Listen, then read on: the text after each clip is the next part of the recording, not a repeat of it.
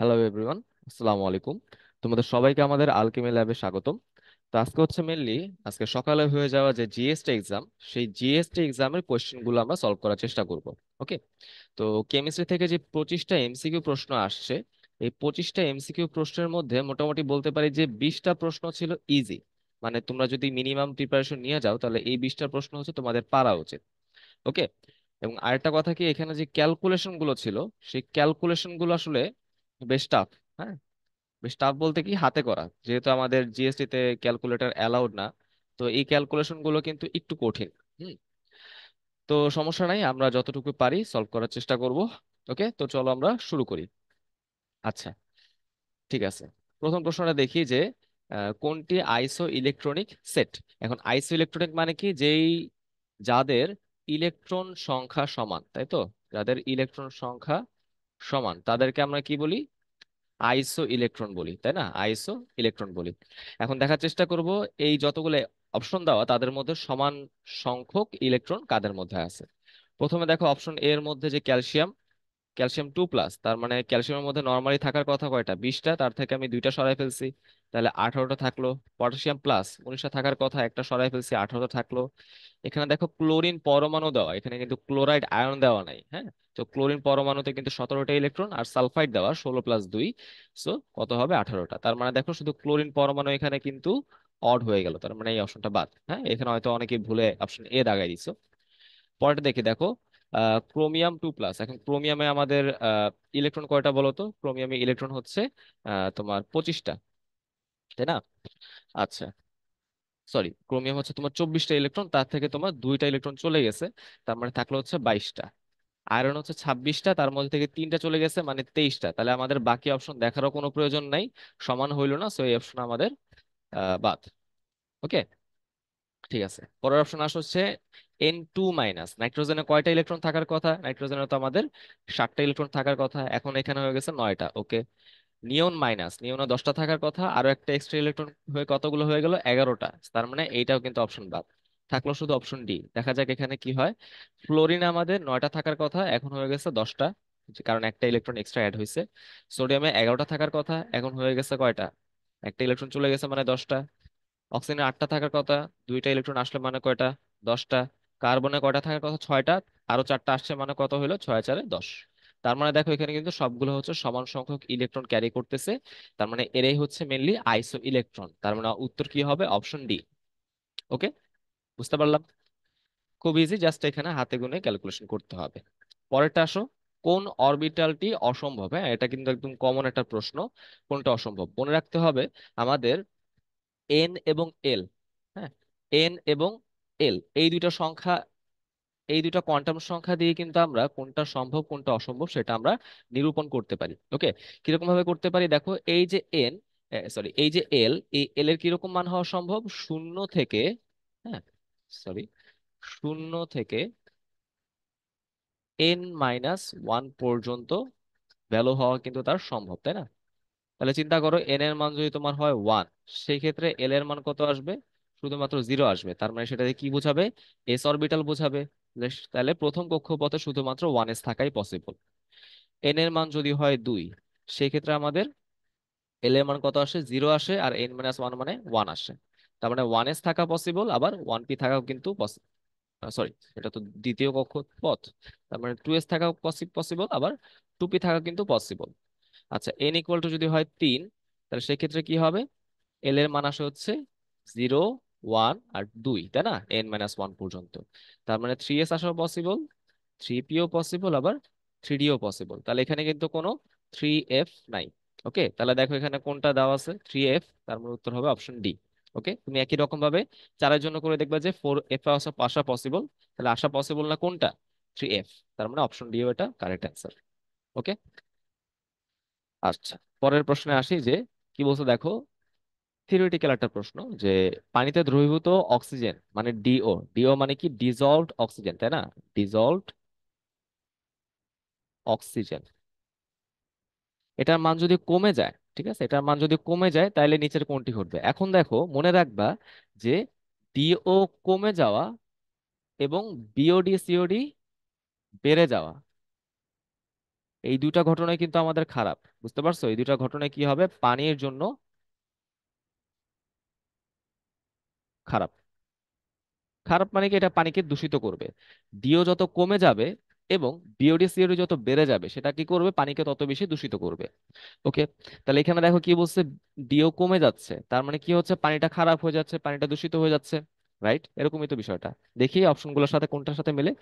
পানি দূষণ মাত্রা ক্রমান্বয়ে বেড়ে যাচ্ছে, তার মানে এই কথাটা কিন্তু ঠিক আছে, তাই না? তাহলে উত্তর হবে অপশন এ। বাকিগুলো একটু দেখি। জারণ কার্য কি দ্রুত হবে? না, যত বেশি জারণ হয় দূষণ কিন্তু তত কমতে থাকে, কারণ আমি দূষককেই জারিত করে নষ্ট করে ফেলতেছি। তাহলে কিন্তু দ্রুত হবে না, ধীর হয়ে যাবে, তার মানে অপশন এটা ভুল। পানিতে দুর্গন্ধের মাত্রা কি কমে যাবে? না, যেহেতু দূষণ বাড়তেছে তাহলে তো আমাদের দুর্গন্ধ দুর্গন্ধ বাড়বে, তাই না? আর এটা তো হবেই না, দূষণ মাত্রা তো কমে না, উল্টা আরো বাড়ে। তাহলে উত্তর হচ্ছে অপশন এ। পরেরটায় যাই। একটা অঙ্ক দিচ্ছে দেখো। হাইড্রোজেন হাইড্রোজেনের পারমাণবিক বর্ণালীর লাইমেন সিরিজে মানে N1 এর মান কত? 1। আচ্ছা, রেখা সৃষ্টিকারী চতুর্থ শক্তি স্তর থেকে আগত মানে N2 এর মান কত? 4। ইলেকট্রনের শক্তির তরঙ্গ সংখ্যা কত হবে, তাই না? আচ্ছা, এখন এটা আমি কিভাবে সলভ করতে পারি? তা এখন দেখো ভাই, আমরা কিন্তু সূত্র জানি যে তরঙ্গ সংখ্যা নিউ বার ইকুয়াল টু কি আসবে, 1/λ, তাই না? এখানে তো ল্যামডার কোনো কাজ নাই। আর H into Z square, 1/n1 square minus 1/n2 square. Okay, এটাই তো বিষয়টা। আচ্ছা, তার মানে আমরা যদি এই নিউ বারের মানটা বের করি, সেটা হচ্ছে আমাদের সেই তরঙ্গ সংখ্যা। ওকে, তো দেখো আর এইচ এর মান কত দেওয়া, 10.97 10⁻⁶। ওকে, আচ্ছা, আর এখানে দেখো N1 এর মান কিন্তু আমরা জানি সেটা কত, 1, সো আমি এখানে যদি 1 বসাই দিই এটা হয়ে যাবে 1। আর N2 এর মান কত দেখো, 4। তো 4 স্কোয়ার হচ্ছে 16, তার মানে আমি এরকম ভাবে বসাই দিলাম। ঠিক আছে। আচ্ছা, বুঝতে পারলাম তো। আচ্ছা, এখন একটু খেয়াল করে দেখি যে এখান থেকে কি আমরা উত্তরটা বের করে আনা সম্ভব কিনা। ঠিক আছে, কারণ এই ক্যালকুলেশন করতে গেলে আমাদের অনেক টাইম যাবে। একটু দেখার চেষ্টা করি। এই যে যে রাশিটা আসছে, এই রাশিটার মানটা কি খুবই ছোট, তাই না? এই যে 1 - 1/16, এই রাশিটার মান কত আসে জানো? 15/16, তাই না? 15/16, এখন 15/16 মান কিন্তু তোমার 1 থেকে ছোট হবে, বাট 1-এর কাছাকাছি একটা মান হবে, তাই না? সে মানটা কত আসে আমি একটু দেখি। সে মানটা আসে আসে হচ্ছে 0.9375, তাই না? তার মানে 0.9। এবার তুমি যদি এই সংখ্যাকে 0.9 দিয়ে গুণ করে দাও, তাহলে কিন্তু তোমার হচ্ছে জাস্ট এই দশমিকের পরে দুই একটা ঘরে জাস্ট চেঞ্জ হবে। বুঝতে পারছো? তুমি গুণ করে দেখো, যদি এটাকে 0.9375 দিয়ে গুণ করে দেখো, তাহলে কিন্তু এখানে মেনলি জাস্ট এই দশমিকের পরের ঘরগুলো চেঞ্জ হয়, আগের ঘরে কিন্তু কোনো পরিবর্তন হবে না। কারণ বুঝতে পারছি। তার মানে দেখো আমাদের উত্তর এমন একটা সংখ্যাই হবে যেই সংখ্যাটা এটার কাছাকাছি থাকবে। বুঝতে পারছো? ওকে, তাহলে দেখা যায় কি, এখানে অপশন দেখো, 2 পয়েন্ট সামথিং 10⁻⁶। দুই কি 10-এর কাছাকাছি না, অনেক দূরে। ওকে, তারপর দেখো 10⁻⁶, এখন এটা তো পাওয়ারই মিলো না, তাহলে এটা বাদ। তারপর দেখো অপশন ডি তে দেখো 10⁻5, এটা অপশন মিলো না, বাদ। তাহলে থাকলো কি 10.28 10⁻⁶, তার মানে দেখো 10.28 কিন্তু 10.97-এর কাছাকাছি, তাহলে উত্তর হচ্ছে অপশন সি। তার মানে এটা কিন্তু আমরা ক্যালকুলেশন না করেই বুঝে ফেললাম। হ্যাঁ, কমন সেন্স ব্যবহার করে কিন্তু এটা আমরা বুঝে ফেলতে পারছি। আচ্ছা, তো চলো আমরা আগাই। দেখো, ইউপ্যাক পদ্ধতিতে এই যে যে যৌগটা আছে, এই যৌগের নামকরণ করতে বলা হয়েছে। এবার এই যৌগটাকে যদি আমরা স্প্রেড করে লিখি, হ্যাঁ, মানে ভেঙে লিখি, সাজায় লিখি, তখন কি আসবে? খেয়াল করে দেখো, ব্র্যাকেট দেওয়া থাকা মানে কি জানো? সেটা হচ্ছে বাম পাশের কার্বন পরমাণু বা বাম পাশের পরমাণুর সাথে যুক্ত। এই যুক্তিটা যদি আমরা খেয়াল করি, দেখো এই যুক্তিটা যদি আমরা খেয়াল করি, তাহলে কিন্তু আমরা এই যৌগের সংকেতটা বের করে ফেলতে পারবো। দেখো CH3CH, তার সাথে একটা মিথাইল, ব্র্যাকেটের মিথাইলটা। ওকে, CH2 কার্বন, এখানে দেখো একটা মিথাইল আছে, আবার দেখো একটা OH গ্রুপ আছে কিন্তু। আচ্ছা, তারপর কি আছে, CH2, আর হচ্ছে লাস্টে কিন্তু CH3 আছে। ওকে, এই যে লাস্টে এটা কিন্তু আছে। এই যৌগটার নাম কি হবে? যেহেতু এখানে কার্যকরী মূলক হচ্ছে OH, তার মানে এটাকে আমরা কি করব, ক্ষুদ্রতম কার্বনে রাখার চেষ্টা করব, তাই না? তার আগে দেখি মানে ক্ষুদ্রতম কার্বনে রেখে আমরা মাতৃশিকল নির্বাচন করব। তাহলে দেখো মাতৃশিকল কোনটা হবে, দীর্ঘতম কার্বন শিকল, এইটা, তাই তো? এইটা হচ্ছে। এখন বলো কোন দিক থেকে কাউন্টিং করব, এদিক থেকে নাকি এদিক থেকে? যুক্তি কিন্তু আগেরটাই। এই ওএসটাকে আমাদের কি করতে হবে, ছোট কার্বনে রাখতে হবে। তুমি যদি বাম দিক থেকে কাউন্টিং করে আসো তাহলে 1 2 3 4-এ আসে, তাই না? আর ডান দিক থেকে কাউন্টিং করে আসলে 1 2 3-এ আসে, রাইট? তা তুমি কি 4 নিবা নাকি 3 নিবা? ক্ষুদ্রতম সংখ্যা নিতে হবে, তার মানে 3 নাম্বার, 3 কিন্তু অপশনটা কারেক্ট। তার মানে ওএসটা কোথায় আসবে, 3 নাম্বারে। ওএস এর জন্য কোন শব্দটা আসে, অল। ওকে, তার মানে কি আসবে, 3 অল এরকম কিছু একটা আসবে। দেখা যাক অপশনে কি কোথায় এরকম আছে। হ্যাঁ দেখো, এই যে হেক্সানল 3 বা হেক্স হেক্সান 3 অল, তাই না? রাইট। বাকি সব জায়গায় দেখো 4 অল, 2 অল, 2 অল, তাই এগুলো কিন্তু হবে না। আমরা কিন্তু বুঝেই ফেলছি 3 নাম্বারে হচ্ছে আমাদের কার্যকরীমূলক হিসেবে ওই যুক্ত আছে, তার জন্য নাম আসে অল। তাই এটা কি হবে, সামথিং 3 অল এরকমই হবে। তার মানে উত্তর হচ্ছে অপশন বি। তাও দেখো, তুমি যদি এদিক থেকে কাউন্টিং করে আসো, 3 নাম্বার, 3 নাম্বার কার্বনে ও এইচ আসে, তাই না? কয়টা কার্বন আছে, 1 2 3 4 5 6, তার মানে 6 কার্বনের জন্য নামটা আসবে কি, হেক্সান, তাই না? অ্যালকান ফরম্যাটে হেক্সান, 3 নাম্বারে অল। মিথাইল গুলো কোথায় আছে, 3 নাম্বারে একটা আছে আর 5 নাম্বারে একটা আছে, সো 3,5 ডাই মিথাইল। ওকে, তার উত্তর হচ্ছে অপশন বি। আচ্ছা চলো আমরা পরেরটা যাই, ব্রনস্টেড লাউরি অ্যাসিড কোনটা? এখন ব্রনস্টেড লাউরি অ্যাসিড হওয়ার জন্য শর্তটা কি ছিল, যারা হচ্ছে জলীয় দ্রবণে প্রোটন দান করতে পারে, তাই না? যারা জলীয় দ্রবণে প্রোটন দান করতে পারে তারাই কিন্তু ব্রনস্টেড লাউরি অ্যাসিড। আবার যারা প্রোটন গ্রহণ করতে পারে তারা ব্রনস্টেড লাউরি ক্ষার, তাই না? আচ্ছা এখন দেখা যায় এখানে কি কি আছে, হাইড্রোক্সিল আয়ন আছে, পিএইচ 3 আছে, CO2 আছে, আর হচ্ছে NH4 আছে, তাই না? এখন মনে হতে পারে যে ভাই এই যে হাইড্রোক্সিল যে আয়নটা আছে ও তো ভাই এই আমাদের প্রোটন ছেড়ে দিয়ে অক্সাইডে কনভার্ট হয়ে যেতে পারে, তাই না? কথা কি ঠিক? হ্যাঁ, কথা ঠিক আছে। ওকে, তার মানে এটা একটা সম্ভাবনা আছে। পিএস থ্রি কি ভাই প্রোটন ছাড়বে? পিএস 3 কিন্তু প্রোটন ছাড়ে না, সে উল্টো আরো প্রোটন রিসিভ করে। কিভাবে? ওর কিন্তু একটা মুক্তজোড় আছে, মুক্তজোড় দিয়ে সে কিন্তু প্রোটন আরো রিসিভ করবে। তাহলে প্রোটন রিসিভ করলে কি হয়ে যায়, সেটা কিন্তু ফসফোনিয়াম ক্যাটায়নে কনভার্ট হয়ে যাবে। তার মানে সেটা কিন্তু একটা ব্রনস্টেড লাউরি ক্ষারক, হ্যাঁ, বা ক্ষার। আচ্ছা, তারপর একই যুক্তি, CO3 2 ও কি প্রোটন ছাড়বে? ওর মধ্যে তো প্রোটনই নাই, তাহলে ছাড়বে কিভাবে? সে আরো প্রোটন রিসিভ করবে। প্রোটন রিসিভ করে সে হয়ে যাবে বাইকার্বনেট আয়নে। হ্যাঁ, তার মানে এটা একটা ক্ষারক, তার মানে এটা কিন্তু অপশন বাদ, তাহলে বি আর সি দুইটাই বাদ। NH4, এখন দেখো তো ভাইয়া, NH4+ ও কিন্তু একটা প্রোটন জোর করে নিজের মুক্ত জোর দিয়ে ধরে রাখছে। আমি যদি সেই প্রোটনটা বের করে ফেলতে পারি তাহলে সেটা কি হয়ে যাবে, অ্যামোনিয়া, তাই না? যেহেতু সে প্রোটন দান করতে পারলো তার মানে সেও একটা অ্যাসিড। এবার বলো তুমি কি অপশন এ দাগাবা নাকি ডি দাগাবা? খেয়াল করে দেখি যে আমাদের এই হাইড্রোক্সিল আয়ন সে কিন্তু পানি থেকেও আসতে পারে, তাই না? পানি যদি আমাদের প্রোটন ছেড়ে দেয় হাইড্রোক্সিল আয়ন দিবে। ওকে, বুঝতে পারলাম। এখন মনে রাখবা যে হাইড্রোক্সিল আয়ন যদি দেওয়া থাকে আমরা বাই ডিফল্ট ধরে নেই কি সেটা পানি থেকে আমি ভেঙেই বের করছি। ওকে, রাইট। তার মানে পানি থেকে আমি যদি প্রোটন সরায় যদি হাইড্রোক্সিল আয়ন নিয়ে আসি, তাহলে পানি হচ্ছে প্রোটন দান করে মানে অ্যাসিড, আর এখানে হাইড্রোক্সিল আয়ন হচ্ছে প্রোটন রিসিভ করে আবার পানিতে কনভার্ট হবে মানে কি, ক্ষার, তাই না?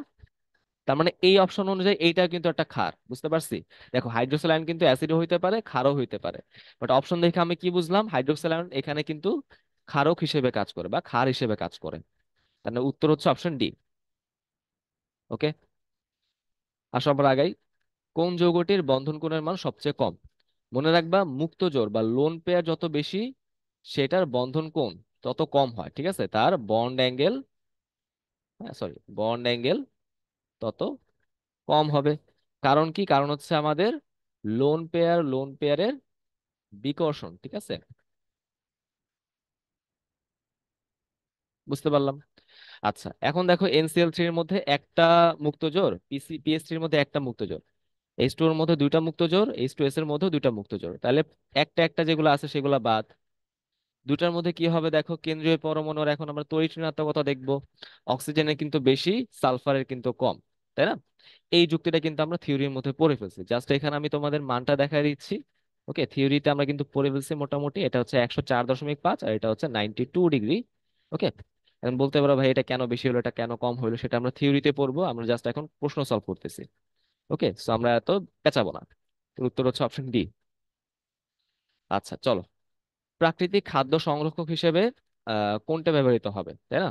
দেখো এগুলো সবাই কিন্তু আমাদের খাদ্য সংরক্ষক হিসেবে ব্যবহৃত হয়, বা সবচেয়ে বেশি খাদ্য সংরক্ষক হিসেবে ব্যবহৃত হবে কোনটা, সোডিয়াম ক্লোরাইড। এটাই হচ্ছে প্রাকৃতিক উপায়ে খাদ্যকে সংরক্ষিত করতে পারে, এটা ফার্স্ট পেপারে চ্যাপ্টার 5-এ সরাসরি বলা আছে। হ্যাঁ, আমরা সোডিয়াম ক্লোরাইড দিয়ে কিন্তু আমরা খুব ইজিলি একটা খাদ্য থেকে পানি বের করে এনে তাকে আমরা সংরক্ষণ করতে পারি। হ্যাঁ, ডিহাইড্রেটিং এজেন্ট আমরা বলি। যাই হোক, জাস্ট আমরা সরাসরি মনে রাখবো যে লবণ বা সোডিয়াম ক্লোরাইড দিয়ে বা খাদ্যকে প্রাকৃতিক উপায়ে সংরক্ষণ করতে পারি। আচ্ছা, এটা আসে দেখো কি বলা হয়েছে, কোনো কপার সালফেট দ্রবণ মানে CuSO4 প্লাটিনাম তড়িৎদ্বারের সাহায্যে আমি কি করলাম, 1 ঘন্টা যাবত, মানে টাইমের মান দেওয়া আছে, 1 ঘন্টা মানে কি 3600 সেকেন্ড, তাই না? 3600 সেকেন্ড, 1.25 অ্যাম্পিয়ার মানে আয়ের মানও বলা আছে, বিদ্যুৎ চালনা করলে ক্যাথোডে কতটি বা কতগুলো কপার পরমাণু জমা হবে। এখন আমরা কিন্তু ফর্মুলা জানি ভাইয়া, ফর্মুলা কি ছিল, W=MIT/EF। এখন ভাই আমার তো ডাব্লিউ দরকার নাই, আমার দরকার হচ্ছে পরমাণুর সংখ্যা। সেটা আমি কিভাবে বের করে আনতে পারি, এমটাকে এই পাশে নিয়ে আসো, তাহলে কি আসে, W/M=IT/EF। এখন W/M মানে কি, মোল সংখ্যা, মোল সংখ্যা সূত্র কি ছিল, এন, মানে সংকেতটা কি ছিল, এন। আবার মোল সংখ্যা মানে কি, প্রদত্ত পরমাণু সংখ্যা ডিভাইডেড বাই অ্যাভোগাড্রো সংখ্যা। তার মানে W/M এর জায়গায় কিন্তু আমরা N/N এ বসাইতে পারি। বসাই দিলে কি হবে, আমি এন এটাকে ওই পাশে নিয়ে গেলাম, তাহলে IT × NA divided by EF। বুঝতে পারলাম? আচ্ছা, 1.25 ইন্টু আই এর মান কত, সরি, টি এর মান হচ্ছে 3600, এন এর মান কিন্তু আমরা জানি 6.02 10⁻23 ডিভাইডেড বাই ই কত হবে, এই যে কপারের চার্জ 2, ও যদি ধাতু হইতে চায়, দুটো ইলেকট্রন তাকে কি করতে হবে, রিসিভ করতে হবে। তার মানে এর মান হচ্ছে 2, এটা হচ্ছে 96500, তাই না? এখন বিষয় হচ্ছে এই জিনিসটা আমি কিভাবে ক্যালকুলেশন করবো, এত বড় জিনিস, তাই না?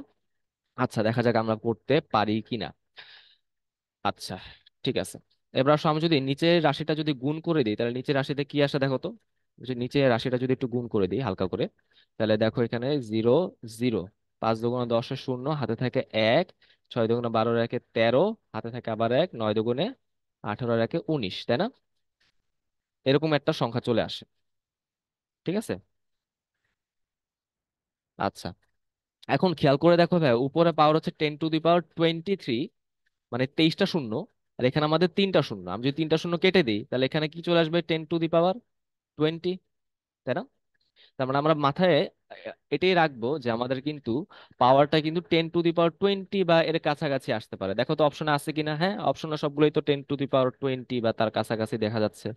একটা তো সরাসরি 10⁻20 দিয়েই দিছে, তাহলে কি এটাই উত্তর হবে? আমরা একটু চেক করি তো কি হয়, দেখা যাক।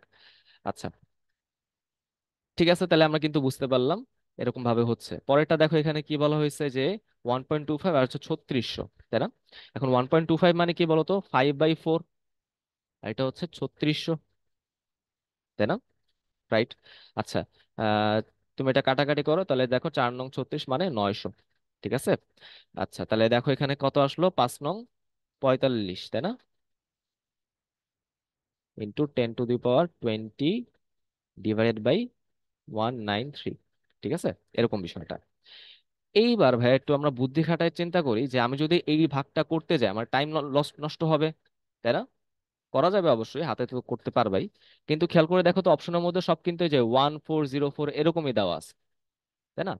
1404 এরকমই কিন্তু মানগুলো দেওয়া আছে। তাহলে আমি কিভাবে কি আগাইতে পারি, একটু খেয়াল করে দেখি। আমি যদি এই 193 দিয়ে 4500-কে ভাগ করতে চাই, তাহলে আমাকে কতবার হিসাব করতে হবে?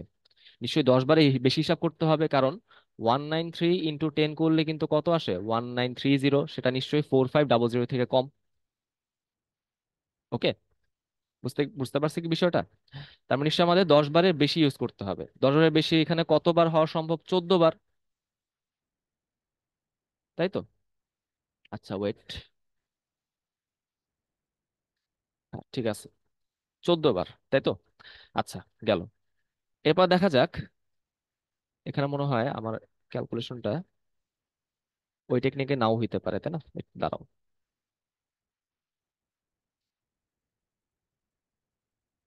আমি মনে হয়, আচ্ছা সরি, আমি তো এখানে 6.02 তো আমি তো হিসাবই করিনি, আরে 6.02 আছে না, সেটা তো আমি হিসাবই করলাম না। আচ্ছা, তাহলে এখানে কিন্তু একটু মিস্টেক হয়ে গেছে। আমাদের এখানে 6.02 অ্যাভোগাড্রো সংখ্যার তো ছিল, সেই মামুটাকে তো আমি বসায় নাই, সে ক্যালকুলেশনটা করে নিই। আচ্ছা, 6.02 যেহেতু আমি ধরলাম হচ্ছে এটা কাছাকাছি হচ্ছে 6, 6 দিয়ে যদি আমি 193-কে ভাগ করতে চাই তাহলে কত আসবে দেখো। 193/6, 3 6 18, হাতে থাকে 1, ধরো 32 বা তার কাছাকাছি কিছু একটা আসবে। ওকে, 32 কাটলাম। আচ্ছা, এবার যদি আমি 32কে যদি 4,500 দিয়ে ভাগ করতে চাই তাহলে আমাকে কতবার কাউন্ট করতে হবে? তুমি যদি ভাগটা করতে চাও তাহলে দেখো 32কে যদি আমি 100 দিয়ে গুণ দেই তাহলে সেটা কত আসে? 3200। সেটা কিন্তু এখনো 4,500 থেকে ছোট। তারপর নিশ্চয়ই আমাদের এখানে 100-র বেশি বার কি করতে হবে? ভাগ করতে হবে। ঠিক আছে, মানে ভাগফলটা 100-র বেশি আসবে, কারণ 100 দিয়ে গুণ করার পরেও দেখলাম কি 45 থেকে সংখ্যাটা ছোট আসে। তার মানে অবশ্যই আমাদের এখানে কি আসবে? 100+, এরকম একটা সংখ্যা আসবে, তাই না? আর পাওয়ার হিসেবে কি আছে? 10⁻20। এইবার দেখি তো আমরা এরকম কোনো অপশন কি পাই কিনা। দেখো, 100+ হলে সংখ্যাটা কি হইতে পারে? ধরো সেটা হইতে পারে হচ্ছে 140, তাই না? রাইট, অপশনগুলো দেখো, 1404। এখানে 100+ যদি করতে চাও তাহলে দশমিকটা কোথায় বসালে সুবিধা হয়? নিশ্চয়ই আমাদের 140-এ পরে বসাইলে, তাই না? রাইট। এইবার দেখো দশমিকটাকে যদি আমি এক ঘর বামে সরায় নিয়ে যাই তাহলে সংখ্যাটা কিরকম আসে? 14.04 ইন্টু 10⁻21। তাহলে উত্তর কি হবে? Option A. আচ্ছা, এটা কঠিন লাগতে পারে জিনিসটা, আসলে এই সব জিনিস তোমার ক্যালকুলেটারই করতে পারলে ভালো। হ্যাঁ, হাতে কলমে করা খুবই টাফ এবং এটা অনেক টাইম কনজিউমিং হয়। আমি আরেকবার বলে দিই আমি এখান থেকে কি কি হিসাবটা করলাম। আমরা প্রথমে হচ্ছে পাওয়ার হিসাবটা করে ফেলছি, দেন আমরা শূন্যের হিসাবটা করলাম, দেন 6-এর সাথে হচ্ছে 193-কে আমরা ভাগ করলাম। ভাগ করে আমরা ভাগফল সম্পর্কে একটা আইডিয়া নিলাম, 100 থেকে বড় হবে। এখন 1404 এই কম্বিনেশন গুলো ব্যবহার করে, মানে দশমিকটা কোন ঘরে বসাইলে 100 থেকে বড় সংখ্যা পাবা? জিরোর পরে বসাইলে। তাহলে দেখো পাওয়ার কিন্তু আমরা 20 পেয়ে গেছি, তাই না? সো এখন যদি তুমি এই হিসাবটা করে ফেলো, দশমিকটাকে আবার এক ঘরে বাম নিয়ে আসো, তাহলে পাওয়ার 1 বেড়ে যাবে, 20 থেকে 21 হয়ে যাবে। তার মানে অপশনের সাথে মিলে যাবে হচ্ছে এ নাম্বারটা। তাহলে উত্তর হচ্ছে অপশন এ। একটু কঠিন ছিল, বাট এভাবে আমাদের এটা সলভ করতে হবে যেহেতু আমাদের কাছে ক্যালকুলেটর নাই। আচ্ছা,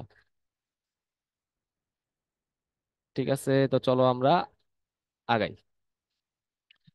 কোন আয়নটির আকার সবচেয়ে ছোট? এখন দেখো এখানে যে আয়নগুলো আছে সবগুলা কি হবে? আইসো ইলেকট্রন। তা আমরা কিন্তু আইসো ইলেকট্রন দিয়ে একটা কাঠামো কিন্তু অলরেডি পড়ে ফেলছি, যে হ্যাঁ আইসো ইলেকট্রন দিয়ে কিন্তু একটা প্রবলেম সলভ করে ফেলছি। এখন আইসো ইলেকট্রন নিয়ে একটা কথা বলে দিই। আইসো ইলেকট্রনের মধ্যে যেখানে পজিটিভ চার্জ যত বেশি তার সাইজ কিন্তু তত ছোট হয়। বুঝতে পারছো? পজিটিভ চার্জ যত বেশি তার সাইজ তত ছোট হয়, এবং নেগেটিভ চার্জ যত বেশি তার সাইজ কিন্তু তত বড় হয়। একটু মনে রাখবো। তো দেখো, ফ্লোরাইড আয়ন এর মধ্যে কয়টা ইলেকট্রন? 10টা।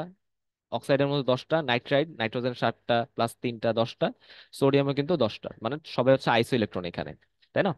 তো আইসো ইলেকট্রনের মধ্যে সবচেয়ে ছোট কি হবে? যার মধ্যে যত বেশি প্লাস চার্জ থাকে। দেখো এখানে সবাই নেগেটিভ, মানে সবাই বড় বড় হবে, প্লাসের একটাই আছে, তার মানে উত্তর হবে অপশন ডি। ওকে, এটাই আসো যে এটা অনেকে প্রবলেম হচ্ছে যে একটি মৌলের ইলেকট্রন বিন্যাস কিন্তু দেওয়া আছে, তাই না? এখন ইলেকট্রন বিন্যাস বলতে আসলে শুরুর দিকে 1 2 3 এগুলা কই, এগুলা কিন্তু পূর্ণ অবস্থায় আছে, সেটা আমাদের আর বলা হয় নাই। ঠিক আছে, ডাইরেক্ট হচ্ছে 4 থেকে দেওয়া আছে। এখন বলছে যে পর্যায় সারণীতে এর অবস্থান কি হবে। পর্যায় সংখ্যা আমরা কিভাবে নির্ণয় করতাম? সর্ববহিঃস্থ শক্তি স্তরই তার পর্যায় সংখ্যা। তাহলে সর্ববহিঃস্থ শক্তি স্তর এখানে কি 6 নাম্বারটা, তার মানে সে কি হবে? ষষ্ঠ পর্যায়ে থাকবে, তাই না? তাহলে অপশন বি আর অপশন সি বাদ। এবার সে কি দ্বিতীয় গ্রুপ নাকি তৃতীয় গ্রুপ? মনে হতে পারে যে ভাই, যে ষষ্ঠ পর্যায়ে যে আছে সেখানে তো একটা অরবিটাল, তার মধ্যে এস, এস এর মধ্যে 2টা ইলেকট্রন। আমরা জানি এস এর মধ্যে যতগুলো ইলেকট্রন থাকে ততগুলো তার গ্রুপ হওয়া উচিত, তাই না? কিন্তু ভাই এখানে একটা সমস্যা আছে। সমস্যাটা কি? লাস্ট ইলেকট্রনটা কি এসে গেছে? না। লাস্ট ইলেকট্রনটা কোথায় গেছে? লাস্ট ইলেকট্রনটা গেছে হচ্ছে 4F এর মধ্যে। ঠিক আছে, 4F এর মধ্যে। আমি যদি এই জিনিসটা একটু খেয়াল করার চেষ্টা করি, আমরা কিন্তু আহ মোটামুটি জানি যে N+L যা যত ছোট তার মধ্যে ইলেকট্রন তত আগে প্রবেশ করে, তাই না? এখন 4F এর জন্য দেখো N+L এর মানটা কত আসে? 4F এর জন্য 2, তার মানে 6। আর 6S এর জন্য কত আসে দেখো? 6+0 মানে 6, সমান চলে আসলে যার এন ছোট তার মধ্যে ইলেকট্রন আগে যাবে। তার মানে কিন্তু এস এর মধ্যে ইলেকট্রন, মানে 6S এর মধ্যে ইলেকট্রন কিন্তু আগে যায় নাই, আগে গেছে 4F এ। ঠিক আছে, তুমি একই রকমের হিসাব করলে পাবা পরবর্তীতে 5P তে যায়।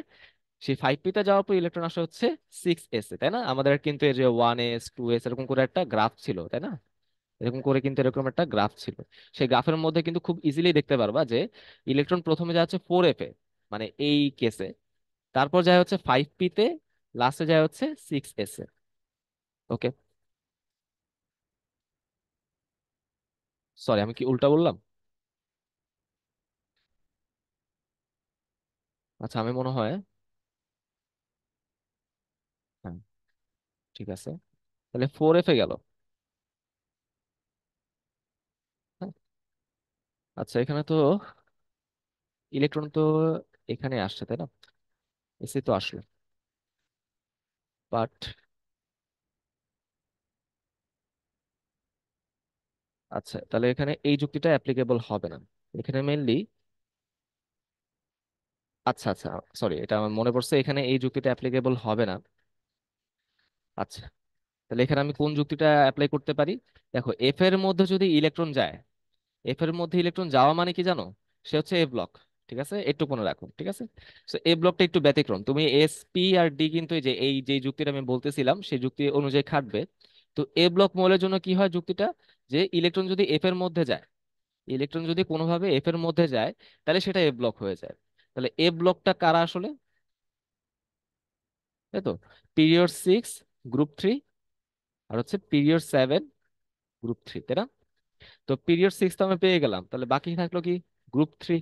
তাহলে গ্রুপ 3 হচ্ছে এই যে এখানে, তাহলে উত্তর হচ্ছে অপশন, এখানে অপশন ডি। বুঝতে পারলাম? তাহলে এখানে আমরা মনে মানে ঠিক আছে, এই কথাটা ঠিক আছে যে হ্যাঁ শেষ ইলেকট্রন কিন্তু 6s এই যাচ্ছে, হ্যাঁ আমি মনে হয় ভুল বলছিলাম, শেষ ইলেকট্রন এখানে 6s এই যাচ্ছে। বাট আমাদের কিন্তু দেখো লাস্টে কিন্তু এফ এর মধ্যে ইলেকট্রন চলে আসছে, তাই না? এফ এর মধ্যে যদি ইলেকট্রন আসে তাহলে সে অবশ্যই কি হবে? এফ ব্লক হবে। এটা হচ্ছে বিষয়টা। ওকে, তাহলে এখানে উত্তর হচ্ছে অপশন ডি। ওকে, বুঝতে পারলাম। আচ্ছা, চলো আমরা আগাই। 12 নম্বর প্রশ্নটা দেখো, 25 ডিগ্রি সেলসিয়াস তাপমাত্রায় 0.01 ঘনমাত্রা, মানে হচ্ছে এটা কি সেন্টিমোলার, তাই না? সেন্টিমোলার ঘনমাত্রা জলীয় দ্রবণে অ্যাসিটিক অ্যাসিড 4.2% বিয়োজিত হয়, হাইড্রোজেন আয়নের ঘনমাত্রা কত? এখন হাইড্রোজেন আয়নের ঘনমাত্রা সূত্রটা কি ছিল? দুর্বল অ্যাসিডের ক্ষেত্রে আলফা ইন্টু সি, তাই না? আলফার মান কত? যত পার্সেন্ট বিয়োজিত হয় 4.2%, আমি এটাকে দশমিকে নিয়ে গেলাম 100 দিয়ে ভাগ করে। আর সি এর মানটা কত? 0.01, তাই না? 0.01। আচ্ছা, এখন তুমি যদি এখানে ক্যালকুলেশন করো তাহলে দেখো এটা কত আসে, 4.2, 10⁻², এখানে দেখো আরো কি আছে, 10⁻²। তো একসাথে করে ফেললে, হিসাব করে ফেলো পাওয়ার গুলো, এখানে কি হবে? -4 হয়ে যায়। তাহলে এটা হচ্ছে আমাদের উত্তর। ওকে, বুঝতে পারলাম। চলো আমরা আগে, কোন নদীর 1 লিটার পানিতে আমাদের কি আছে? ক্লোরাইড আয়ন আছে, এবং তার সাথে আমাদের টাইট্রেশন করার জন্য সিলভার প্লাস আয়নের এই কন্ডিশনটা লাগে। বলা হয়েছে কি, ক্লোরাইড আয়নের ঘনমাত্রা কত ppm। হ্যাঁ, এটা কিন্তু তোমার সিকে রুয়েটের প্রশ্ন। সেই সিকে রুয়েটের প্রশ্ন হচ্ছে হুবহু এখানে কমন দিয়ে দিছে। হ্যাঁ, কপি করে দিছে। আচ্ছা, এটা আমি কিভাবে করতে পারি? তাহলে চিন্তা করে দেখি, ধরো এই যে ক্লোরাইড আয়নের যে 1 লিটার নমুনা, সেখানে তার ঘনমাত্রা হচ্ছে এস, ধরো সেটা S1 বললাম, রাইট? তাহলে আমাদের এখানে কন্ডিশনটা কিরকম হয়ে যাবে? লৌহকর্ণের সূত্র V1S1 = V2S2। এখন V1 এর মান কত, আয়তন সেটা হচ্ছে 1 লিটার বা 1000 ml। এস মান কত আমি জানতে চাই। V2 এর মান কত দেখো, 3 ml, তার মানে 3। আর S2 কত? 0.01, তাই না? 0.01। আচ্ছা, তো এখানে যদি তুমি হিসাব করে দেখো তাহলে এখানে কিন্তু তুমি এস এর মানটা মোটামুটি পেয়ে যাচ্ছ, তাই না? এস এর মানটা কত আসে? 3 × 10⁻², 0.01 এর জন্য 1000 দিয়ে ভাগ করতেছে, মানে 10⁻³ তার মানে 3 × 10⁻⁵, তাই না? এত আমাদের কি আসলো? মোলার আসলো, কারণ এই ঘনমাত্রা মোলারে ছিল। তো উত্তর কি আমার মোলারে বের করতে বলছে? না, উত্তর বের করতে বলছে ppm এ। সো যদি আমি ppm এ ঘনমাত্রাটা বের করতে চাই, তাহলে আমাদের সূত্র কি? মোলারের ঘনমাত্রা ইন্টু মোলার ভর ইন্টু 1000। ঠিক আছে, এটা হচ্ছে আমাদের সূত্র। সো মোলারের ঘনমাত্রা হচ্ছে 10⁻⁵। মোলার ভর কত বলতো? ক্লোরাইড আয়ন যেহেতু, তার মানে 35.5, আর সাথে হচ্ছে 1000। বুঝতে পারলাম? ওকে, তো এখান থেকে তুমি যদি ক্যালকুলেশন করে ফেলো তাহলে কিন্তু একটা মোটামুটি পাবা। ঠিক আছে, এখন এখানে কত আসে? 3 থেকে 5 গেলে থাকে হচ্ছে 10⁻²। ওকে, 35.5। এখন তুমি যদি এখানে গুণটা করে দাও, 35.5 এর সাথে যদি 3 গুণ করে দাও, তাহলে এখানে কি পাবা? 3 × 5 = 15, 5 হাতে থাকে 1, 3 × 5 = 15, 5 আর 1 হয় 6, হাতে থাকে 1, 3 × 9 = 10, তাই না? এরকম হয়। দশমিকটা এখানে ইন্টু 10⁻², তাই না? ঠিক আছে, দশমিকটাকে দেখো, এখন -2 মানে কি, 2 ঘর বামে যাবে এখানে আর এখানে, তাহলে মানটা কত আসে? 1.065। ঠিক আছে, এত ppm, 1.065। এর উত্তর হচ্ছে এটা। হ্যাঁ, হাতে করা যায়, জাস্ট একটু টাইম লাগবে। 1.065। ওকে, আশা করি এটা বুঝতে পারলাম। চলো আমরা আগাই। সম আয়তনের মানে ভি এখানে কি হবে? ফিক্সড, তাই তো? তার মানে সরাসরি আমরা এখানে ঘনমাত্রা নিয়ে কাজ করতে পারবো। 0.1 মোলার অ্যাসিটিক অ্যাসিড এবং 0.1 মোলার সোডিয়াম অ্যাসিটেট, দুর্বল অ্যাসিড ও তার লবণ দেওয়া, তার মানে এটা কি? একটা অ্যাসিডিক বাফার, তাই না? এটা হচ্ছে একটা অ্যাসিডিক বাফার। ওকে, এটার পিএইচ বের করতে বলছে। সো আমরা যদি অ্যাসিডিক বাফারের পিএইচ বের করতে চাই, সূত্র কি? PH equal to pKa plus log, উপরে সল্টের মোল সংখ্যা, নিচে কি? অ্যাসিডের মোল সংখ্যা। যেহেতু এখানে বলেছে সময় আয়তন, সো মোল সংখ্যা নিয়ে কাজ করা যায় কথা, ঘনমাত্রা নিয়ে কাজ করা একই কথা। আমার উপরে হচ্ছে সল্টের ঘনমাত্রা, আর নিচে বসে কি? অ্যাসিডের ঘনমাত্রা। হ্যাঁ, আচ্ছা। এখন পিকে মানে কি? মাইনাস লগ অফ কে এ। কে এর মানটা কত দেখো? 10⁻⁻5, তাই না? তাহলে 10⁻⁻5 প্লাস লগ, উপরে সল্ট, সল্টও কিন্তু 0.1, আবার অ্যাসিডও কিন্তু 0.1, তার মানে 0.1/0.1। কাটাকাটি গেলে থাকে হচ্ছে 1, তার মানে log 1 এর মান হচ্ছে 0।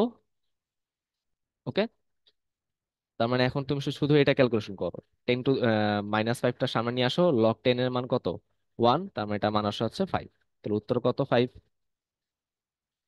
ঠিক আছে, জাস্ট আমরা হাতে কলমে সব ক্যালকুলেশন করে ফেলতেছি। ওকে, তো চলো হচ্ছে আমরা এখানে আগাই। দেখো এখানে কি আছে? আয়রন প্লাস সালফিউরিক অ্যাসিড, এটা হচ্ছে প্রতিস্থাপন বিক্রিয়া করে ফেরাস সালফেট আর হাইড্রোজেন গ্যাস তৈরি করে। এই সমীকরণ অনুযায়ী 27 ডিগ্রি সেলসিয়াস তাপমাত্রা, মানে আমাদের তাপমাত্রা বলা কি? 27 ডিগ্রি সেলসিয়াস বা 273 যোগ করে 300 কেলভিন। চাপ বলা হচ্ছে 1 atm। ওকে, আর আয়তন বলা কত? 200 লিটার, তার মানে ভি হচ্ছে 200 লিটার। এই এই পরিমাণ হাইড্রোজেন গ্যাস তৈরি করতে আমাদের কি পরিমাণ লোহা লাগবে? তাহলে দেখো, এই যে সমীকরণটা দেওয়া আছে, এই সমীকরণটাকে সমতা করা আছে? হ্যাঁ, করা আছে। হ্যাঁ, কিছু গুণ দেওয়ার প্রয়োজন নেই। যদি প্রয়োজন থাকতো আমরা গুণ করে নিতাম। এবার এই মানে এই সমীকরণটা থেকে এখন আমরা কি কি ইউজ করব? আয়রন আর হচ্ছে হাইড্রোজেন গ্যাস, বাকিগুলো কিন্তু আমাদের কোনো প্রয়োজন নাই। ওকে, কারণ দেখো আমি তৈরি করতেছি হাইড্রোজেন গ্যাস, মানে হিসাব চাচ্ছে হাইড্রোজেন গ্যাস আর লোহা থেকে, তাই না? তো আমাদের কিন্তু সালফিউরিক অ্যাসিড আর ফেরাস সালফেটের কোনো প্রয়োজন নাই। তাহলে এখানে তুমি যদি মোল সহগ অনুপাতটা অ্যাপ্লাই করতে চাও, তাহলে আমাদের সূত্র কি ছিল? মোল বাই সহগ গুলো কি আসবে? সমান সমান আসবে, তাই না? তার মানে দুটা মোল সংখ্যা আসলে সমান, 1 দিলেও যে কথা, না দিলেও যে কথা। যেহেতু এখানে ভর চাওয়া হয়েছে, সো আমি কি করব? W/M অ্যাপ্লাই করব। আর এখানে কিন্তু আমাদের PV/RT এই ফর্মুলাটা আমরা অ্যাপ্লাই করব। ঠিক আছে, কারণ দেখো PV/T এগুলো দেওয়া আছে, এই জন্য আমরা এই ফর্মুলাটাই লিখে আমরা অ্যাপ্লাই করি। ওকে, সেখানে তুমি যদি ডাব্লিউ মান বের করতে চাও, আয়রনের জন্য এম কত দেখো, প্রশ্ন বলাই আছে সেটা 56। হ্যাঁ, এটা কিন্তু প্রশ্ন দেওয়া ছিল, সো 56। প্রেসারের মান 1, আয়তন হচ্ছে 200। আর এর মান কত বসাবা? লিটার এটিএম এ বসায় দাও, কারণ এখানে তুমি লিটারের এটিএম এ হচ্ছে চাপ আর আয়তন বসাচ্ছ, তাই না? আচ্ছা, তাহলে 0.0821, তাপমাত্রা হচ্ছে 300, তাই না? আবার সমস্যা, বা এই ক্যালকুলেশন আমি আবার কিভাবে হাতে করতে পারি? হুম, দেখা যাক করতে পারি কিনা। দেখো এই যে জিরো গুলো আমি কেটে দিলাম। ঠিক আছে, আচ্ছা। আর এখানে যে হিসাবটা আছে, এই হিসাবটা আমরা আরেকটু সিম্পলিফাই করে নেই। 56/2, 0.08 ধরলাম, তাহলে এটা কত আসে? 8/100, তাই না? 8/100, আর এখানে আসে হচ্ছে 3। ওকে, আচ্ছা। এতে কি আমাদের কোনো লাভ হয়েছে? হ্যাঁ, দেখো লাভ কিন্তু হয়েছে। এই যে দেখো, তুমি এখানে 4 দিয়ে কাজ কাটতে পারলা, আর এটা কত আসে? 14, তাই না? রাইট, এটা 4 4 16, 4 4 16 আর কি, হ্যাঁ 14, ঠিক আছে। তার মানে এইটা আসলে আলটিমেটলি কত আসলো? 1400/3। ওকে, এখন বলো 1400-কে 3 দিয়ে ভাগ করলে কোন মানের কাছাকাছি আসবে? আচ্ছা, তুমি 3 দিয়ে ভাগ করেই দেখো কত আসে এখানে। 3 4 12, তাই না? 3 4 12, হাতে থাকে 2, তাহলে হ্যাঁ এখানে থাকে 2, মানে 200। 200-কে আবার 3 দিয়ে কাটো, 3 6 18, তাই না? মানে 6-এর কাছাকাছি একটা মান আসবে। ওকে, 18 কাটলে আবার 20 আসে। আবার ধরো 18 দিয়ে কাটলে মানে কি 466 বা এরকম একটা মান আসা উচিত, বা এরকম একটা কাছাকাছি মান আসবে। দেখো তো এর এর চেয়ে সবচেয়ে বেশি কাছাকাছি মান কোনটা আছে? এইটা আছে, আবার এইটাও আছে, তাই না? এই দুইটাই আছে, তার মানে তোমাকে এখানে প্রপারলি ভাগ করেই দেখতে হবে। ঠিক আছে, এখন প্রপারলি ভাগ করা কি পসিবল ভাই, আমাকে বলো তো। না, কারণ তুমি এখানে তো ভাই এখানে দশমিকের মানগুলো তো বাদ দিছো, তাই না? দশমিকের মানগুলো তো বাদ দিছো। তাহলে প্রপারলি ভাগ করা কিন্তু পসিবল না, তার মানে এই প্রশ্নটা কিন্তু একটা স্টপার প্রবলেম, হ্যাঁ। কারণ এখানে একদম প্রপারলি পুরো দশমিক ধরে ধরে ভাগ করতে হবে, আমাদের কোনো অ্যাজাম্পশন এখানে কাজ করবে না। ওকে, তাহলে এখানে ভাই একটু হিসাবটা পুরো করতে হবে, যেটা হাতে করা সম্ভব না। এই জন্য এটাকে আমরা কি বলি, এটাকে একদম লাস্টে রেখে দিই।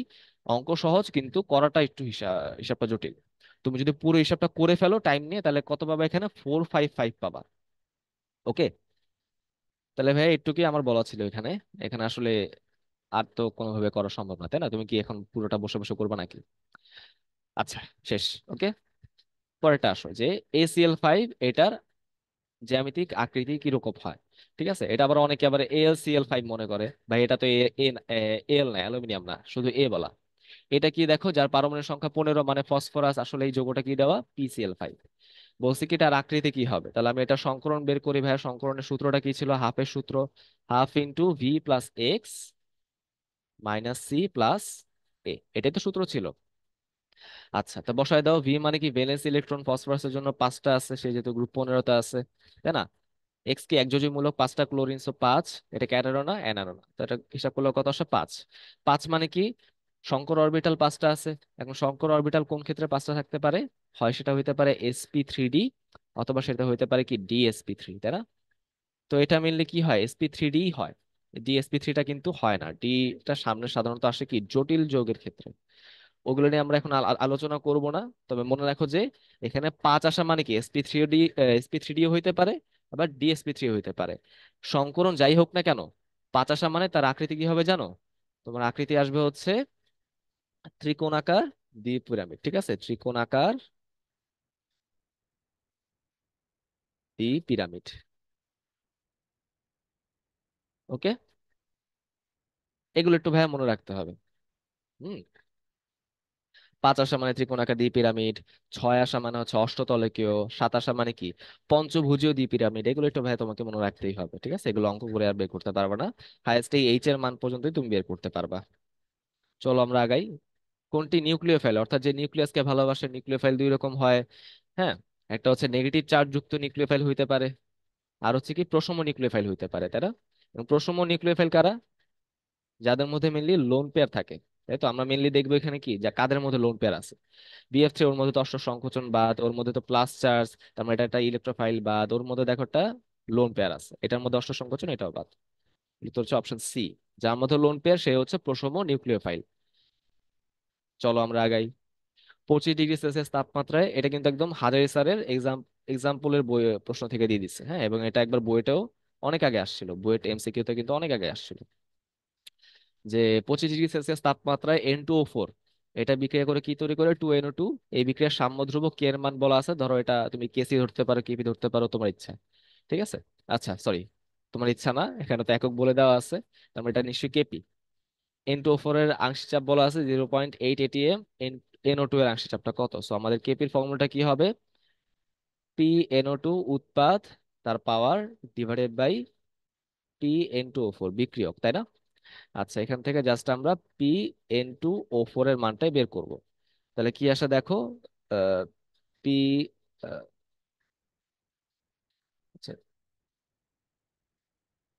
Sorry sorry sorry sorry, PN2O4 এর মানটা তো দেওয়াই আছে, আরে NO2 এর মানটা বের করতে হবে। সো আমাদের এখানে কি বের করবো আমরা? আমি এই লাইনটা কেটে দিই। PNO2টা বের করবো, তাহলে আমি যদি N2O4টাকে ওই পাশে নিয়ে যাই, তাহলে এটা আসলে হচ্ছে PN2O4, আর স্কোয়ারটাকে ওই পাশে নিয়ে গেলে রুট। এখন দেখো কেপির মান কত? 0.008। ওইটার মান হচ্ছে 0.8, হ্যাঁ। এটাকে আমাদের রুট করতে হবে। এই রুটের অনেকের সমস্যা আছে, আমি একটু সমস্যাটা সমাধান করে দেওয়ার চেষ্টা করি। 0.008 মানে কি জানো? এটা মানে হচ্ছে 1 2 3 1000, তাই তো? আর 0.8 মানে কি 8/10, রাইট? আট আটা কত? 64। 64কে রুট করলে কত পাবো? 8। তিনটা শূন্য, একটা শূন্য, চারটা শূন্য, যতগুলা শূন্য রুট করলে তার অর্ধেক হয়ে যায়। তাহলে চারটা শূন্য অর্ধেক কত? দুইটা শূন্য। তাহলে 8/100। এটা করলে কত আসে? 0.08। এটাই আমাদের উত্তর। হ্যাঁ, এত এটিএম। কথাটা কি বুঝতে পারলা? উপরে এটা তো নর্মাল হিসাব। আর মনে রাখবা, একের পর হচ্ছে যতগুলো শূন্য থাকে তাকে রুট করলে তার অর্ধেক শূন্য হয়ে যায়। ঠিক আছে, বুঝতে পারছো? জাস্ট এখানে তুমি হিসাব করো। 0.08 মানে কি? দশমিকটাকে দুই ঘর ডানে নিয়ে যাও। তাহলে 8 × 10⁻²। ওকে, এত এটিএম আসে। হ্যাঁ, সরাসরি বইয়ের প্রশ্ন দিয়ে দিছে। ওকে, চলো আমরা আগাই তাহলে। জ্যামিতিক সমানতা কারা প্রদর্শন করে? জ্যামিতিক সমানতা মেনলি যাদের মধ্যে কার্বন কার্বন ডাবল বন্ড থাকে, অর্থাৎ অ্যালকিন, তারা প্রদর্শন করে। সব অ্যালকিন কি প্রদর্শন করবে? না। আমাদের হচ্ছে এই যে দ্বিবন্ধনের যে অক্ষ, এই অক্ষ বরাবর কার্বন পরমাণুতে যদি ভিন্ন ভিন্ন পরমাণু যুক্ত থাকে, ধরো এই কার্বনের এক হাতে আছে এ, আর এক হাতে ধরো বি।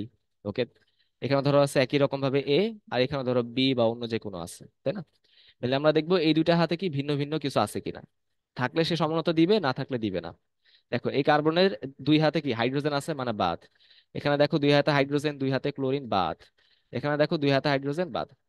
দেখো এই কার্বনের ক্ষেত্রে দেখো ওর এক হাতে আছে মিথাইল, আর এক হাতে হাইড্রোজেন, মানে দুইটাই ভিন্ন ভিন্ন। আবার এই কার্বনের ক্ষেত্রে দেখো এক হাতে হাইড্রোজেন, এক হাতে হচ্ছে ক্লোরিন। তার মানে জিনিসটা দেখতে কিরকম? এই যে এরকম, হাইড্রোজেন, ক্লোরিন, হাইড্রোজেন, মিথাইল, তাই না? রাইট? দেখছো ভিন্ন ভিন্ন আছে না? আবার দেখো এখানে কিন্তু ভিন্ন ভিন্ন আছে। তার মানে অপশন বি হচ্ছে আমাদের সঠিক উত্তর। এটাই কিন্তু আমাদের জ্যামিতিক সমানতা, বা এটাকে আমরা কি বলি? সিস ট্রান্স সমানতা, তাই না? সিস ট্রান্স সমানতা দিবে। চলো আমরা আগাই। হুন্ডার নিয়ম অনুযায়ী ইলেকট্রন বিন্যাসের সঠিক কোনটি? হ্যাঁ, তো দেখো আমি যদি হুন্ডার নিয়ম অ্যাপ্লাই করতে চাই, তাহলে প্রথম ইলেকট্রন যাবে 1s। 1s এ কয়টা যাবে? দুইটা। কারণ এখানে একটাই অরবিটাল আছে, দুইটা যাবে সরাসরি। তারপর 2s, দুইটা ইলেকট্রন যাবে, একটাই অরবিটাল আছে। বাট টুপির কিন্তু একটু ঝামেলা আছে। টুপির মধ্যে কিন্তু তিনটা অরবিটাল, তাই না? তিনটা অরবিটাল, একটা হচ্ছে এক্স, একটা হচ্ছে ওয়াই, একটা হচ্ছে জেড। আমরা কিন্তু জানি হুন্ডের নীতি অনুযায়ী কি হবে, প্রথমে একটা একটা করে সমশক্তির অরবিটালে যাবে, দেন হচ্ছে সে ফিল আপ করা শুরু করবে, দেন সে জোড়বদ্ধ হওয়া শুরু করবে। তাহলে 1, 2, 3, যদি 7টা ইলেকট্রন থাকে, ধরো সেটা নাইট্রোজেন, তাহলে তার ইলেকট্রন বিন্যাসটা হবে এরকম: 1:2:2, পি এক্স এ একটা, পি ওয়াই একটা, পি জেড এ একটা। ওকে, মেনলি এখানে নাইট্রোজেনই বলা আছে। তাহলে এখানে অপশন ডি হচ্ছে কারেক্ট উত্তর। একটি জৈব যৌগকে ব্রোমিন পানি একটি জৈব যৌগ ব্রোমিন পানিকে কি করে? বর্ণহীন করে। এখন ব্রোমিন পানিকে বর্ণহীন করার বিক্রিয়াটা কি জানো? অসম্পৃক্ততার পরীক্ষা। অসম্পৃক্ততার পরীক্ষা। এখন অসম্পৃক্ততার পরীক্ষা কারা দেয় বলো তো? দুইটা যৌগ দেয়, একটা হচ্ছে অ্যালকিন, আর একটা হচ্ছে অ্যালকাইন, তাই না? তাহলে এখানে কিন্তু দুইটা হওয়াই পসিবল। পরে কি বলছে? আমি এটাকে ওজোনোলাইসিস করলাম। হ্যাঁ, অ্যালকিন অ্যালকেন দুইটাকে ওজোনোলাইসিস করা যায়। সমমোলার মানে একই পরিমাণ। হ্যাঁ, প্রোপানল আর হচ্ছে মিথানল পাওয়া যায়। দেখো অ্যালকিনকে যদি আমি ওজোনোলাইসিস করি, তাহলে অ্যালকিন থেকে পাওয়া যাবে হচ্ছে কার্বনিল যৌগ, যেটা প্রশ্ন দেওয়া আছে। আর অ্যালকেন থেকে পাওয়া যায় হচ্ছে কার্বক্সিলিক অ্যাসিড। তো এটা কিন্তু আমাদের অপশন থেকে চলে গেল। তাহলে আমরা এখানে কি পাচ্ছি? নিশ্চয়ই এটা কোনো অ্যালকিনই হবে। ওকে, তার মানে অ্যালকেন কিন্তু হবে না, অ্যালকিনই হবে। এখন এই কার্বনিল যৌগের মধ্যে কি গ্যাস? একটা হচ্ছে প্রোপানল, তাই না? এখন প্রোপানলের সংকেত কি বলতো? CH3CH2CHO। আর এটা কি মিথানল, তাহলে HCHO। ওকে, এটা আসলে কোন যৌগ থেকে আসছে, কোন অ্যালকিন থেকে আসছে? এটা আমি কিভাবে পাইতে পারি? খুব ইজি একটা ট্রিক তোমাদের শিখাই দেয় ভাইয়া। অক্সিজেন থাকলে বাদ দিয়ে দাও। ওকে, অক্সিজেন থাকলে এই যে আমি বাদ দিয়ে দিলাম। আর ডাবল বন্ড গুলাকে তুমি যুক্ত করে দাও, ঠিক আছে? এই কার্বনের সাথে এই কার্বনের সংযুক্ত হবে কি দিয়ে? ডাবল বন্ড দিয়ে। তাহলে দেখতে কিরকম হয়ে যাবে? এই যে এই কার্বন ডাবল বন্ড দিয়ে এই কার্বনের সাথে যুক্ত হবে, তাই না? এই কার্বনের সাথে যুক্ত হবে, সাথে দুইটা হাইড্রোজেন আছে, বসায় দাও। তাহলে এটা কার সাথে মিললো? দেখো তো খেয়াল করে। এটা কিন্তু মিস হচ্ছে অপশন এ এর সাথে, তাই না? সরি, ওরও তো একটা হাইড্রোজেন আছে, তাই না? যেটা আমি দিতে ভুলে গেছি। হ্যাঁ, তাহলে অপশন এ হচ্ছে আমার সঠিক উত্তর। ঠিক আছে, এই যৌগটার নাম কি বলতো দেখি? বিউট ওয়ান। ওকে, বা বিউট 1 ইন, যেভাবে হচ্ছে বল, সমস্যা নাই। পরের প্রশ্ন আসো, যে এখানে একটা ফেরিক লবণ দেওয়া আছে। বুঝছো, ফেরিক লবণ দেওয়া আছে। তার এরকম একটা ঘনমাত্রা বলা, এত আয়তন দ্রবণের সাথে এই ঘনমাত্রার সোডিয়াম হাইড্রোক্সাইডের সাথে বিক্রিয়া করলো। বিক্রিয়া করে কি তৈরি করবে? Ferric hydroxide. এটা আয়নিক গুণফল কিরকম হবে? সমস্যা আছে এই প্রশ্ন। সমস্যাটা কি? ভাই এখানে বলছে দ্রাবত গুণফলের সাথে তুমি তুলনা করো, তাই না? তো প্রশ্ন তো আমাদের কেএসপি তো নাই। প্রশ্নে কেএসপি দেওয়া আছে? নাই তো। তুমি কি এখন মুখস্থ করে যাবা? না, কেএসপি মান মুখস্থ করার কোনো দরকার নাই। তাহলে এখানে আমি কিভাবে আগাতে পারি? এখানে ভাই আমরা একটু কমন সেন্স দিয়ে আগানোর চেষ্টা করবো। হ্যাঁ, আমরা এখানে কোনো ম্যাথ করবো না। দেখো, ফেরিক হাইড্রোক্সাইড এটা কিন্তু একটা অদ্রবণীয় ক্ষার। তার মানে এটা হচ্ছে একটা সলিড জিনিস। সলিড জিনিস কি হবে? অদক্ষিপ্ত হবে। এখন আমাকে বলো, অদক্ষেপ কখন পড়ে? কেআইপি বড় হইলে নাকি কেএসপি বড় হইলে? অবশ্যই অদক্ষেপ পড়বে হচ্ছে যখন আমাদের কেআইপি বড় হয়, তাই না? কেআইপি যখন কেএসপি থেকে বড় হয় তখনই তো আমাদের অদক্ষেপ পড়ে, তাই তো? তাহলে আমাদের কি হবে দেখো, আয়নিক গুণফল যখন দ্রাব্যতা গুণফল থেকে বেশি হবে তখন সেই পদক্ষেপটা পড়বে। তাহলে উত্তর হচ্ছে অপশন বি। চলো আমরা আগাই। স্থির তাপমাত্রায় এত চাপে এত আয়তনের হাইড্রোজেন গ্যাস এবং এত চাপে এত আয়তনের নাইট্রোজেন গ্যাস আছে, মোট চাপ বের করতে বলছে। সরাসরি সূত্রের অঙ্ক। মোট চাপের সূত্র কি? P1 V1 ভিন্ন ভিন্ন পাত্রা থাকলে এই সূত্র আমরা অ্যাপ্লাই করি, ডিভাইডেড বাই ভি টোটাল। এখন ভি টোটাল মানে কি জানো? এই V1 + V2 আমি কখন করি?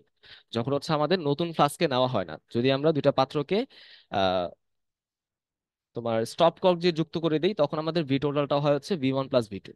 আদারওয়াইজ দুইটা গ্যাসকে যদি আমি নতুন পাত্রে নিয়ে যাই, তাহলে ওই নতুন পাত্রের আয়তনই হচ্ছে ভি টোটাল। বুঝতে পারছি? তাহলে এখানে কিন্তু আমাদের 200 আর 300, তুমি 200 300 যোগ করে 500 পেয়ে গেলা। এই 500 হচ্ছে ভি টোটাল। তুমি এটা মনে করলে, এটা দিয়ে অঙ্ক করে দিলা, তোমার উত্তর হবে ভুল। তাই না? কারণ কি বলছে, আমি নতুন করে সেটাকে 400 সেন্টিমিটার কিউব এই আয়তনের পাত্রে নিয়ে গেছি। তাহলে এটা হচ্ছে আমাদের সেই ভি টোটাল। তাহলে কখন যোগ করবা কখন করবা না, এটা কি তোমরা বুঝতে পারছো? নতুন পাত্রে নিয়ে গেলে অবশ্যই সেটাই হবে ভি টোটাল। আদারওয়াইজ তুমি দুইটা পাত্রের আয়তনকে যোগ করবা, তাছাড়া করা যাবে না। মানগুলো বসায় দাও। দেখো, পি হচ্ছে এখানে 30, এখানে হচ্ছে 200, তাই না? একক চেঞ্জ করার দরকার নাই, কারণ দেখো অপশন দেখলে বুঝতে পারবে আসলে বিষয়টা। 40 আর হচ্ছে 300, আর নিচে হচ্ছে কত? আয়তন হচ্ছে 400। আচ্ছা, ঠিক আছে। এখন দেখো, এখানে তুমি যদি হিসাব করো, 3 × 2 = 6। আচ্ছা, 3 × 4 কত? 12। নিচে হচ্ছে আমাদের 400, দুইটা শূন্য তুমি কেটে দাও। আচ্ছা, দাঁড়াও দাঁড়াও। 3 × 2 = 6, তিনটা শূন্য, এখানে আরেকটা শূন্য হবে, তাই না? এই যে ভুল করা হচ্ছিল। তাহলে দেখো, তুমি যদি দুইটা শূন্য করে কেটে দাও, তাহলে উপরে কি থাকে? 60 + 120 মানে 180, আর নিচে থাকে হচ্ছে 4, তাই না? এখন 4কে 180 দিয়ে ভাগ করো, 4 × 4 = 16, 20 হলে 4 × 5 = 20, তার মানে উত্তর হচ্ছে 45। 45 সেন্টিমিটার মার্কারি। হ্যাঁ, এখানে টিচাররা চাইলে একটু দুষ্টামি করতেই পারতো, অপশনে তোমার সেন্টিমিটার মার্কারি দিয়ে এখানে ধরো তোমার মিলিমিটার মার্কারি দিতে পারতো। সেক্ষেত্রে তুমি কত দিয়ে গুণ দিতা? 10 দিয়ে গুণ দিতা, তাই না? যাই হোক, এখানে সেমন তেমন কোনো দুষ্টামি স্যাররা করে নাই, আমাদের জন্যই ভালো। চলো আমরা আগাই। কোন যৌগটি হ্যালোফর্ম বিক্রিয়া দেবে? বলো তো, কারা হ্যালোফর্ম বিক্রিয়া দিবে? যাদের মধ্যে আমাদের মিথাইল কার্বনিল, হ্যাঁ, অ্যাসিটো গ্রুপটা থাকে। এই গ্রুপটার নাম কি বলো? অ্যাসিটো গ্রুপ। যাদের মধ্যে এই অ্যাসিটো গ্রুপ থাকবে, তারাই হচ্ছে আমাদের হ্যালোফর্ম বিক্রিয়া দেয়। কথাটা পুরোপুরি সত্য না। এই যে আমাদের অ্যাসিটো গ্রুপের মধ্যে যে খালি হাতটা, ঠিক আছে, এই যে আমাদের খালি হাত, এই খালি হাতে কিন্তু তিনটা জিনিস থাকতে পারে। এই খালি হাতে জাস্ট তিনটা জিনিস থাকতে পারে। এই তিনটা বাইরে থাকলে সে কিন্তু হ্যালোফর্ম বিক্রিয়া দিবে না। বুঝতে পারছো? কোন তিনটা জিনিস? হয় এখানে থাকতে পারে হাইড্রোজেন, অথবা এখানে থাকতে পারে অ্যালকাইল গ্রুপ, অথবা এখানে থাকতে পারে কোনো অ্যারাইল গ্রুপ বা ফিনাইল গ্রুপ। এদের বাইরে থাকলে কিন্তু সে হ্যালোফর্ম বিক্রিয়াটা দিবে না। ওকে। দেখো, CH3CO আছে সব অপশনেই, তাহলে সবাই কি দিবে? না। দেখো, এই খালি হাতে কি আছে? OH, এটার সাথে মিললো না, সব বাদ, তাই না? NH2 মিললো না, বাদ। Cl মিললো না, তাহলে বাকি কি থাকলো? হাইড্রোজেন। হাইড্রোজেন কিন্তু আছে, তাই না? তাহলে উত্তর হচ্ছে অপশন বি। চলো আমরা লাস্ট প্রশ্নটা সলভ করে ফেলি, একটা আমাদের তড়িৎ রসায়নের প্রশ্ন। 25 ডিগ্রি সেলসিয়াস তাপমাত্রায় প্রদত্ত কোষটির কোষ বিভব বের করতে বলছে, তাই না? এখন কি ই সেল বের করবো নাকি ই নট সেল বের করবো? ঘনমাত্রা এক বাদে যদি অন্য কিছু দেওয়া থাকে, তাহলে তুমি ই সেল বের করবা। বুঝতে পারছি? ই সেল কি হবে? ই নট সেল প্লাস RT/NF। হ্যাঁ, আর তুমি যদি এখানে লগ নিয়ে আসো, তাহলে 2.303 দিয়ে তুমি গুণ দিবা। লগ উৎপাদ বাই বিক্রয়। এখন উৎপাদে কি তৈরি হচ্ছে? নিকেল 2+, তাই না? নিকেল 2+, আর বিক্রয় কি আছে? সিলভার, তাই না? এখন দেখো, সিলভারের পাওয়ার তো মানে চার্জ কত? এখানে +1, তাহলে +2 হওয়ার জন্য কত দিয়ে গুণ দিবা? 2 দিয়ে। একদম শর্টকাটে করে ফেলছে, যদি এটা আমাদের বিক্রিয়া লিখে এই 2 এর কারণটা ব্যাখ্যা করতে হয়। যেহেতু আমরা এমসিকিউ এক্সাম দিচ্ছি, আমাদের এত কিছু জানার দরকার নেই, আমি জাস্ট চার্জটা সমান করে দিব। উপরে 2 আসতেছে, নিচে 1 আসলো। তো একের সাথে কত গুণ দিলে 2 আসে? 2। সো পাওয়ার হবে কত? যত গুণ দেওয়া লাগে মানে 2। আচ্ছা, এখন দেখো ই নট সেলটা কত আসে আমাদের? জারণ বিভব প্লাস বিজারণ বিভব। জারণ কার হচ্ছে এখানে দেখো নিকেলের। তো এখানে নিকেলের বিজারণ বিভব। হ্যাঁ, নিকেলের তো আমাদের জারণ হচ্ছে, সো এখানে তো নিকেলের নিচে বিজারণ বিভব দেওয়া। বাট আমি বসাবো কি নিকেলের জারণ বিভবটা, কারণ নিকেলের তো জারণ হচ্ছে। প্লাস সিলভারের বিজারণ হচ্ছে বিজারণ বিভবে দেওয়া, সো আমি এই মানটাই বসাই দিব। ওকে। আচ্ছা, তো এখানে দেখো, এখানে এখানে একটা বড় রাশি আসে, তাই না? এখন ধরো ধরো আমি বড় রাশিটা পরে হিসাব করলাম, আগে এই ছোট রাশিটা হিসাব করি। ছোট রাশিটা কত চলে আসে দেখো? 1.05। হ্যাঁ। আচ্ছা, তুমি যদি এই রাশিটা হিসাব করো সবসময় পাবা কি জানো? এই রাশির মানটা সবসময় কি থাকে? 1 থেকে নর্মালি ছোট থাকে। বুঝছো? মানে 1 থেকে খুব ছোট একটা সংখ্যা আসে। 0.0, 0 পয়েন্ট সামথিং আসে। ওকে। সরি, আমার কানেকশনটা একটু চলে গেছিল। দাঁড়াও। তো আমরা কোথায় ছিলাম ভাইয়া? যে আমি যদি ই নট সেলটা হিসাব করি তাহলে সেটা কত আসে? 1.05। এখন তুমি যদি এই পুরো বড় রাশিটা হিসাব করো তাহলে সেই মানটা কত পাবা জানো? 1 থেকে ছোট। এবং 1 থেকে ছোট মানটা আসলে কত আসে জানো? জাস্ট 0.00 সামথিং আসে। মানে সব ক্ষেত্রেই, শুধু এই অঙ্কের জন্য না, তোমার বইয়ে যতগুলো অঙ্ক আছে সব ক্ষেত্রে এরকম কিন্তু রাশিটা আসে। তার মানে বুঝতেই পারতেছি মেনলি আমাদের এখানে কি হয় জানো? দশমিকের 2 ঘর পরে হচ্ছে মেনলি চেঞ্জ গুলো আসা শুরু করে। তাহলে এখানে 1.05 সামথিং, এটাই আমাদের উত্তর আসবে। দেখো তো এরকম অপশন কোথায় আছে? অপশন বি তে আছে। তাহলে এটা হচ্ছে আমাদের উত্তর। মনে রাখবা যে 2 ঘর পরে হচ্ছে মেনলি চেঞ্জ গুলো আসা শুরু করে, যদি এখানে একটু কনফিউশন লাগতে পারে বি আর সি এর মধ্যে, বাকিগুলো তো হবেই না, তাই না? তো এই ক্ষেত্রে দেখো আমাদের এত বড় ক্যালকুলেশন তুমি চাইলে করতে পারো, এটা আমাদের এত বড় ক্যালকুলেশন করার কোনো প্রয়োজন হয় না। বুঝতে পারছো? এখন বলতে পারো আসলে এই জিনিসটা এরকম কেন হচ্ছে। আমি তাহলে একটু কারণটাও ব্যাখ্যা করে দিচ্ছি, এরকম হওয়ার কারণটা কি, তাই না? কারণটা হচ্ছে এই যে রাশিগুলো, এই রাশিগুলো, তাই না? তুমি যদি RT ইন্টু 2.303 বাই এফ, এটা হিসাব করলে কত আসে জানো? 25 ডিগ্রির জন্য 0.0592। এখানে এন এর মান কত? যত মোল ইলেকট্রন যাচ্ছে সেটা কত? 2 লগ, এটা কত আসে জানো? 0.1/0.1 স্কোয়ার। ঠিক আছে। এই রাশিটা তুমি যদি হিসাব করো তাহলে এরকম একটা মান পাবা। হ্যাঁ, তবে এটা হিসাব করে দেখাচ্ছি না। আচ্ছা, সো এই গেল আমাদের 25টা প্রশ্ন। আশা করি ভাইয়া তোমরা বুঝতে পারছো। ওকে। সো আমাদের ক্লাসটা এই পর্যন্ত ছিল ভাইয়া। বায়োলজি পার্টটা সলভ দেখার জন্য তোমাদের হচ্ছে আমাদের যে নতুন গ্রুপটা SBL, সেখানে জয়েন্ট হইতে হবে। ঠিক আছে। তো ভাইয়া সবাই ভালো থাকো। আসসালামু আলাইকুম।